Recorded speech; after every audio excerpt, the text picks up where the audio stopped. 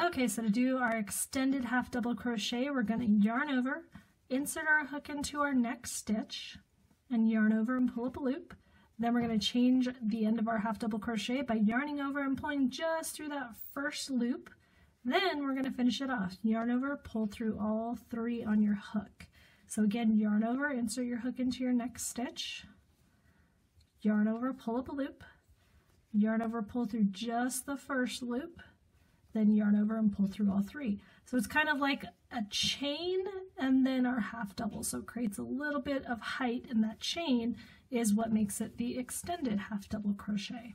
So this is the super fast stitch refresher for extended half double crochet. If you need a much slower in-depth video, check out my extended half double crochet video, and thank you for watching.